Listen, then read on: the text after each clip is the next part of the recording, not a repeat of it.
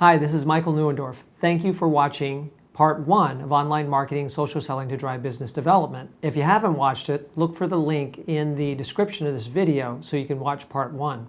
This will be part 2 and focused on social selling. Let's take a look at the agenda to understand what we'll be covering in this class. In part 1, we covered the first 3 items that you see in the left column. The 4th item is where we start with this class. What makes an attractive social profile? Then we go to the items in the right column. Getting serious about social selling processes, should you target a vertical industry, tools to identify prospects in a vertical, and creating and implementing an action plan. So we'll cover all that and basically wrap up parts 1 and 2 at the end of this class. So again, I highly recommend you watch part 1 if you haven't yet. So let's talk social selling. Here are some statistics about social selling that were generated by LinkedIn. And what I mean by social selling is using social media as a key part of your sales efforts. And so that's where that term was generated. And this presentation, just as part 1, is primarily directed to B2B businesses. B2B meaning business to business. B2C is business to consumer. Now, if you are in the B2C space, you may still find ideas here that are useful for you, but I am targeting B2Bs with this content. So just keep that in mind as you go through this class. LinkedIn is a very popular social selling platform for B2B salespeople because it's a professional platform. LinkedIn is very pro social selling, obviously, and they came up with these statistics, which are pretty impactful. The first one that you see, 45%, it says, social selling leaders create 45% more opportunities than peers with lower SSI. SSI stands for Social Selling Index. Later in this presentation, I'll explain to you how to find out what your social selling index is and why that's important to know. The second stat, 51%. Social selling leaders are 51% more likely to reach quota. Now that's a really hard-hitting statistic. 51% more likely to reach quota. If you're a sales manager thinking about having your salespeople learn how to use social selling, you're probably pretty attracted to this statistic. If you're a salesperson and you're struggling whatsoever to reach your quota, then social selling might be the edge that you need to reach quota more assuredly. The third stat, 78%. 78% of social sellers outsell peers who don't use social media. That tells you that social sellers are much more likely to outsell their competition that is still using old sales methods, which are based on face-to-face, the phone, direct mail, magazine advertising, radio, TV ads, traditional marketing to generate leads for the salespeople who then are using traditional contact methods to get in touch with the buyer. Use social selling. It's very compelling. Even if LinkedIn, being biased, maybe tilted these numbers a little more favorably towards using LinkedIn, let's say that they were only half what these numbers are, they're still very compelling. Still very compelling. So I think social selling is something you need to learn about and you need to do. Now, I have to say that I'm recommending LinkedIn as the platform for you to use for your B2B sales efforts, even though I'm friends with Mark from Facebook, as you can see in this picture. Well, of course, I know that you're thinking that you're probably not really friends with Mark, Mike.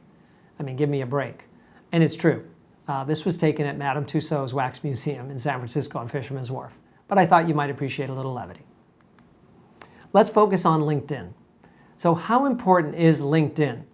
LinkedIn has 660 million users as of the date of this recording. And that number is going up steadily every single day. I mean, let's face it, LinkedIn is the global professional network. They are used by members in over 200 countries around the world. It's hardly just an American professional platform. It's truly global. It is the clear professional social platform. Engagement can take many forms, which we'll look at and talk about. And this is the really beautiful thing about LinkedIn. It's social, layered on top of a database with sales accelerators added in. What other social platform has that to offer? None of them. Twitter doesn't have it. Facebook doesn't have it. Pinterest, Snap, they don't have it. LinkedIn has it. And there are solid paid options, which as a salesperson, you should be very interested in learning more about. Now, in this presentation, we're going to focus primarily on having a free LinkedIn account, but if you're really serious about selling and social selling in particular, you'll probably want to get a Sales Navigator account, which isn't nearly as expensive as the value that it can provide to you. Now let's look at the 4 facets of social selling. These 4 facets happen to be elements of Social Selling Index. That's where I got them. If Social Selling Index is an indicator of how well you're using LinkedIn for social selling, then you may as well go with the formula. And so that's what I have here. This is LinkedIn's formula, and I'm going to teach you about it.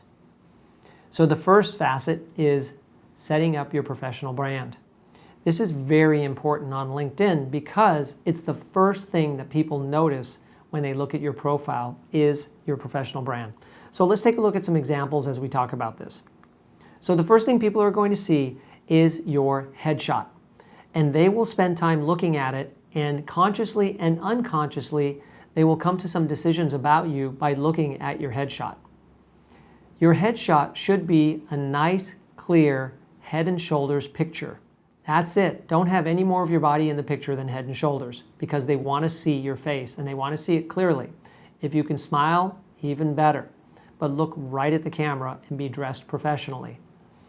And have a good headline. The headline are the words below your name. LinkedIn will by default put your professional title there from one of your current jobs if you have more than one, or your latest job if you only have one. But you can edit that and put in other words.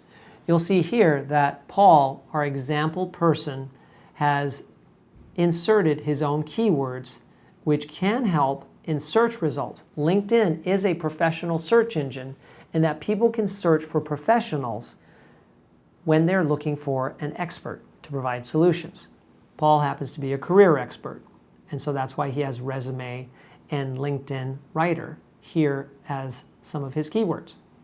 You can do that too. Put in keywords that are relevant to your prospects and relevant in terms of search on LinkedIn. So if you have a good headshot and headline, you're off to a great start. But in this other example, on the other side of the slide, we have a person that does not have a good example. They have the ghost image. The ghost image means they haven't even uploaded a photo. That's terrible on LinkedIn because the first thing they're going to look at is your photo, and if you don't have a photo, they're not going to take you very seriously. And the interesting thing is, this person has been around LinkedIn a while. They have over 350 connections. That means that they are active on LinkedIn and accept connection requests from people, or they might be connecting with others.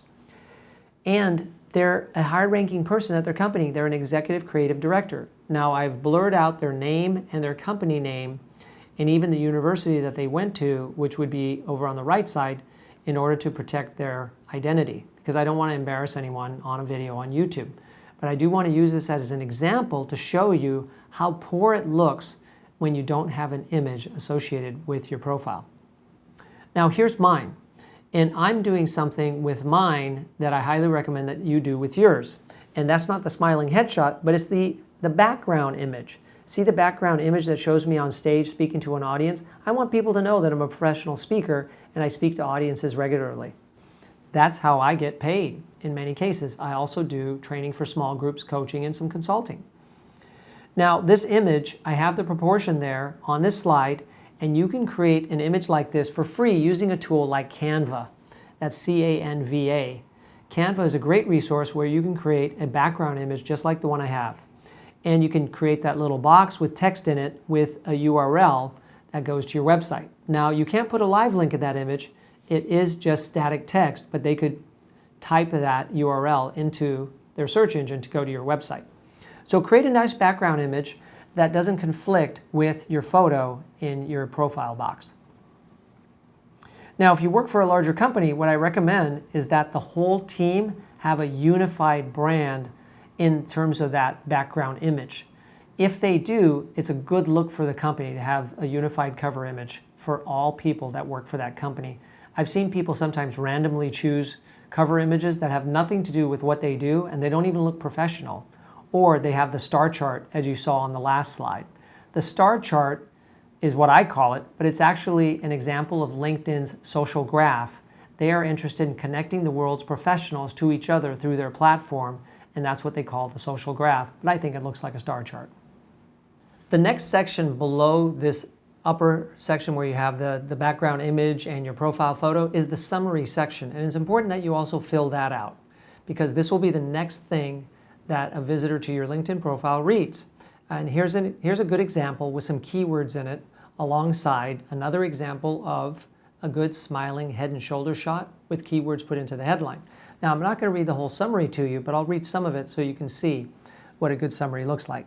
I'm passionate about helping customers understand how technology can address their most critical business challenges. I continuously seek the opportunity to educate, provide guidance, and be a trusted advisor. See, this tells you a little something about the person's work ethic and about their expertise and what they like to achieve with their buyers. Use your summary to make a case for what a great salesperson you are right off the bat. Don't just expect people to skip the summary and go to your experience. They won't as long as you have a compelling summary. And remember, LinkedIn is a search engine, so you want to have some keywords in this summary as well. Okay, below that is the articles and activity section. And articles and activity is where you have articles that you've published on LinkedIn. LinkedIn has a blogging feature where you can actually have articles that remain associated with your profile long after your posts have disappeared off of your profile, right? So articles are the way to express your expertise and have them remain permanently attached to your profile. So write articles, they will show up right there, and then your activity will show up to the right of it. Activity is when you post, you like other people's posts, you comment on other people's posts, that sort of thing. So you want to have a balance of both articles and activity to take full advantage of this section. After that is your experience section. Now, there's something about the experience section that can make it really, really attractive.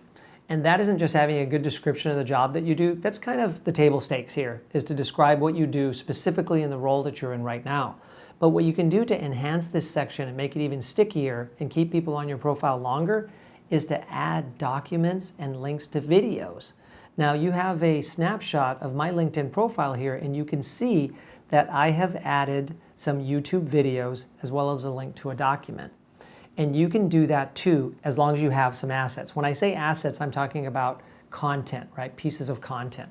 Now, if you've created assets or your company has created assets, then you can attach them to your LinkedIn profile. And don't worry if all the peers on your team are sharing the same assets in their experience section. Doesn't matter. There's nothing wrong with that. There's no hit to the searchability of your profile just because you have duplicate content. So go ahead and do that and help keep people on your profile longer, because chances are that will make the prospect more interested in doing business with you. Let's now take a look at step 2, which is finding the right people. Now, LinkedIn, as I've mentioned to you a few times, is a big search engine, and you can search for professionals using their search parameters. And so you can see on this slide and the next slide an example of LinkedIn's people search process. Now, you can search for people who are connections of yours as a first degree, meaning that you are directly connected with them. Second degree, which is they're connected to someone you're connected to. Or third degree, which is they're connected to someone who's connected to someone that you're connected to. And that's as far as it goes, 3 degrees. You can search the connections of someone that you're connected to. As you can see, I have a name in one of the boxes, and that's one of my first degree connections, and so I can search their connections. You can also search companies that they work for, universities that they have attended, languages that they speak. You can search for a variety of different things.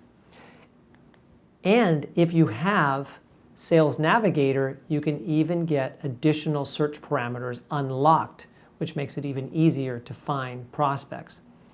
you can search for job title as well.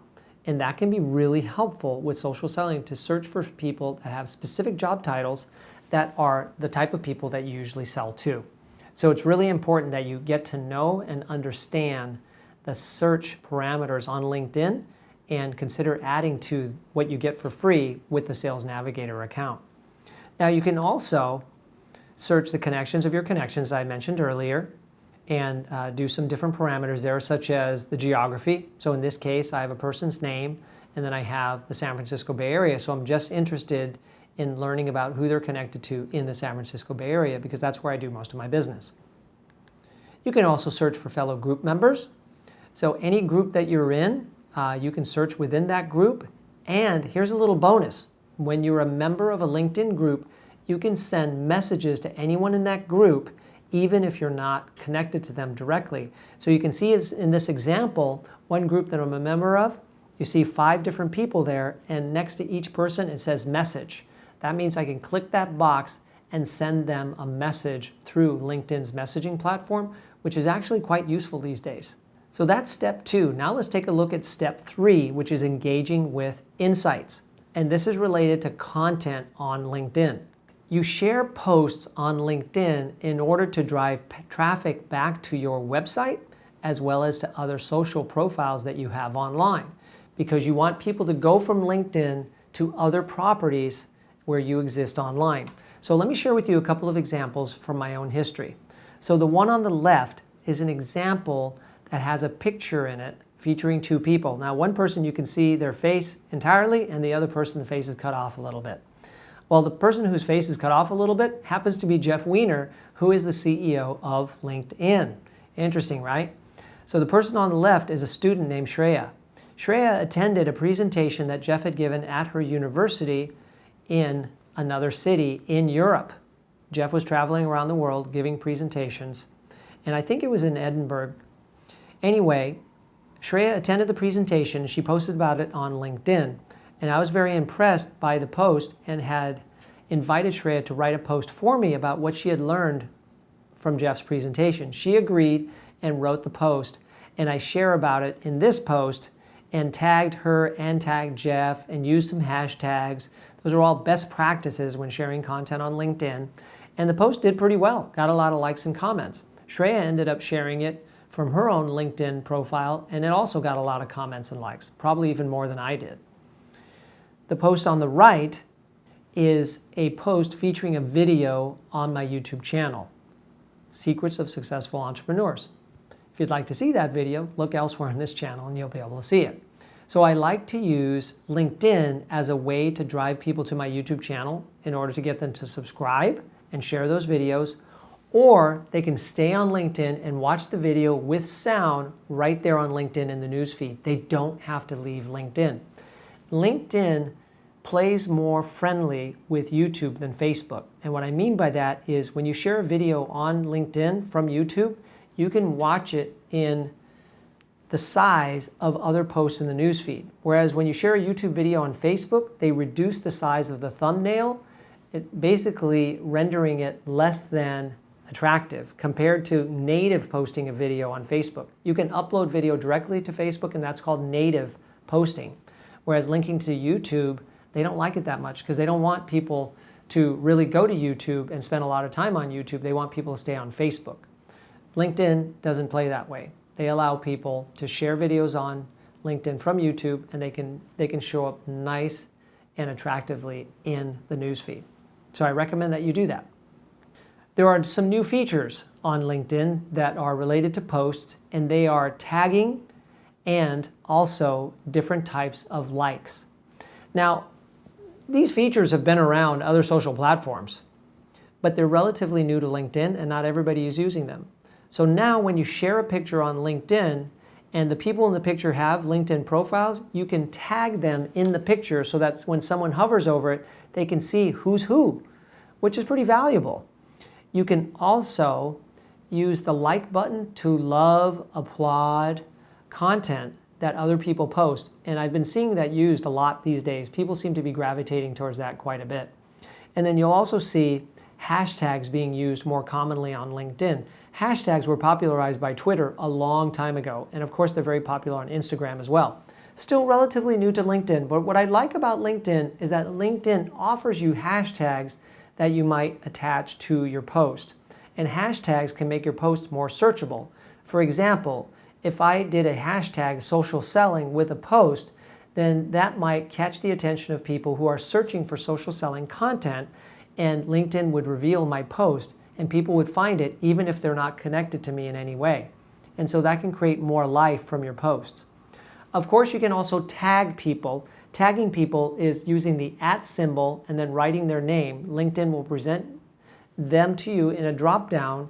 You select them and that will turn that text blue. Anything that's blue, you can click on it for being sent to their profile. You can also tag companies that have LinkedIn pages. So you'll see in this post, I've tagged the Center for Executive Coaching, which is an organization that I'm a faculty member of, and I also tagged people. What I like to do when I post people's names and tag them is I actually have their full name, then I delete their last name and just have their first name. It makes it seem more social and more casual and more readable, so I like to do that. I see a lot of people don't do it, and they might not even know that you can, but it still is a live tag, so consider doing that with your posts. Now, you shouldn't just post your own great content, you should also engage with the content of other people because you are trying to be social, right? And the reality is on LinkedIn, not as many people are being social as they are on other social platforms like Twitter and Instagram and Facebook. So you can stand out pretty quickly by being social on LinkedIn, and I highly recommend that you do. So in these examples, these are people who have shared content that I've liked and commented on, and that has helped to increase my connectedness to people that I'm connected to on LinkedIn. They realize that I'm not just someone looking for likes and comments on my posts, but I'm also reading other people's posts and commenting on what they post. So I'm a giver. Now, there are other ways to engage on LinkedIn, not just through the news feed. And I mentioned earlier about LinkedIn messaging. LinkedIn messaging is a really robust messaging platform. And what's good about it is you don't need the email address of somebody to send them a message. If you have a premium account on LinkedIn, you get a number of in-mails per month. An in-mail is a private message that you send to someone that you're not connected to. And so basically it is unsolicited email through LinkedIn's messaging platform going to someone and notifying them that they have a message. And so in-mail can be valuable as a way to reach out to prospects on LinkedIn. And when you don't have someone's email address, it might be the next best way to try and reach them. And it might even catch their attention more than an unsolicited email in their inbox, which might very well go to their junk folder. So I like to use messaging a lot. I recently sent a message to someone that I'm connected to, telling them that I had written them a recommendation, and they really appreciated it. That is another way to engage with people that you're connected to, is write them a recommendation that's true and sincere about how much you appreciate them as a professional. You will see that that's a gift that keeps on giving because recommendations stay attached to a person's LinkedIn profile. In the middle is an example of me sharing some content that I found on LinkedIn that I thought would be helpful to people that I'm connected to, and I sent it to them as a private message. I didn't put it in the news feed. So you can do that as well. So there are many different ways to engage with the people you're connected with, not just with their post, but also using the messaging section of LinkedIn. So now let's go to the fourth and final facet of social selling, and that's building relationships. Now, building relationships is a little bit different than engaging with insights.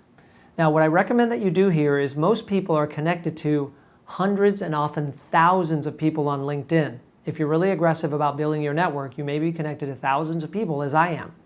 And if you would like to connect with me on LinkedIn, please send me an invite. So think about, as a salesperson, filtering down your network to a smaller group of connections that you would like to really engage with and build relationships with. And these people, of course, should be decision makers and/or influencers. Now, here are the steps to think about. Target a key group within your connections. Seek to provide value to this target group. Specifically, share content that you think would be useful to this target group. Be willing to tag them to point them to the helpful content that you've shared. I talked to you about tagging a little bit ago. When you tag someone, they're notified that you've tagged them, meaning if you post something today, 2 days later, when the person that you want to read it logs on to LinkedIn, they'll see that they have a notification and they'll be directed to that 2-day-old content that could still be useful to them. You see how this makes sense? Not everyone logs on to LinkedIn every day. And so if you didn't tag them, then they'll miss it. Engage with their content, of course, as I mentioned to you. That's important. Connect them with others in your network. Introduce people to other people in your network that you think would be useful to them. When you're a connector, that creates value for people that you're connected to, and people appreciate that. Invite them to go deeper with your company's content. In part 1, I talked about a 3-step process to take people deeper and deeper still through educational content on your website. You can do the same thing with LinkedIn, sharing some good content and then some great content and then some really great content that requires that people raise their hand and give their contact information and basically say, I'm willing to be contacted by a person on the sales team. Now, I mentioned earlier some stats that LinkedIn had pulled showing that people who have high social selling index are generally more successful with their social selling efforts than their peers. Now, this is a good time for you to find out if you're already a strong social seller by finding out what is your social selling index. By typing in the shortened URL that you see on this screen, or simply going to Google and typing in LinkedIn Social Selling Index, it will take you to a page that should look like this, and you'll be able to get your Social Selling Index score as long as you're logged into LinkedIn, because it's going to access your LinkedIn profile and activity and then give you your score. Now, you'd probably like to know what my score is since I'm the instructor of this program. So my current score as of the recording of this video is 80 out of 100. And you might be saying to yourself, Mike, 80 out of 100?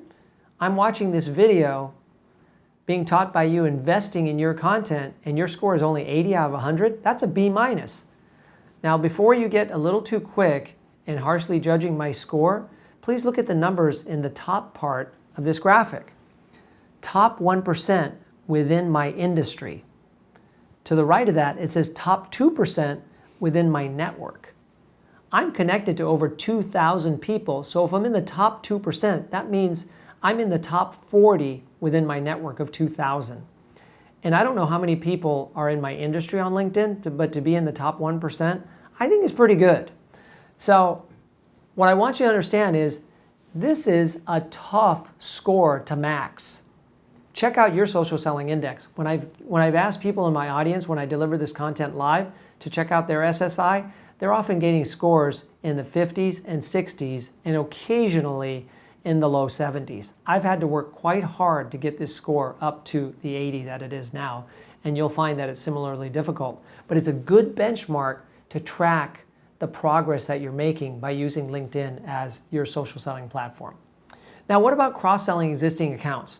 As you can see on the screen here, I have detail about 4 different steps that you would take to cross-sell existing accounts using LinkedIn. First, you want to discover and plan. Look for key accounts of one product and plan to share about another product you could sell that would help them. Organize, get your data together, create a list of people that you'd like to pursue. And then what messages will you use to try and reach these people? And how? Will you be using the messaging platform with InMail, or will you be using the news feed? Build and deploy. Put the content together and present it. Maybe you have a webinar on demand that people can watch. Maybe you have an ebook, maybe a video series as I talked about in part 1. Whatever it is, make sure that it's good educational content that will separate you from your competition and make you look like a real leader in your space. Grow and measure. After you deploy the content, measure it. Find out how well is it actually doing. Chances are the first time you do this, it's not going to work that well, and that's okay. Don't worry, you're learning, you're trying new things. Continue to refine, and your efforts should start to gain results.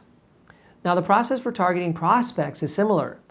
Cross-selling means they're existing customers. Targeting prospects for the first time, you're going to need to plan ahead and figure out who would you like to sell to? Who is your target job title, target company, target vertical, and decide how you want to go after those people, and then decide to educate. That's why on the right of this graphic, I have a person that is clearly educating, because a social seller is actually more like a social educator than a social seller.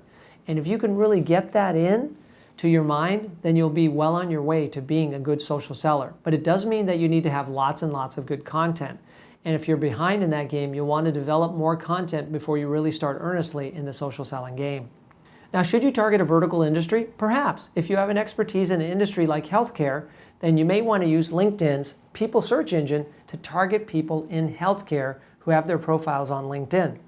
Now, there are a few things that you should have in place though, and here's a little checklist.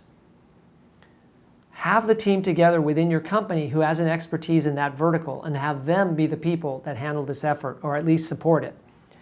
Secure the assets that you have that support your thought leadership or expertise in this space, and make sure that it's on your website on targeted vertical pages. Don't just nestle it among other content. Make sure that it's easy to find on a vertically oriented page. And I recommend that on that page, you have contact information for experts at your company. You have testimonials from people who have done business with you in that vertical industry, and you have relevant and useful deep content that helps people in that specific industry, along with an explanation of the services that you offer that differentiate you from your competition that would also like to target this vertical space. If you can do that, you're going to be really in good shape to then start going after prospects in this vertical using LinkedIn search capabilities.